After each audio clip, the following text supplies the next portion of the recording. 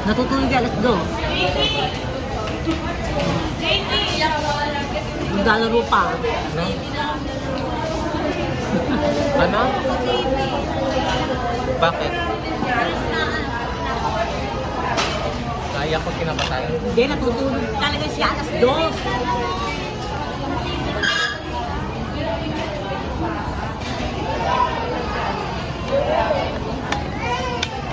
Eat raso. Eat spaghetti.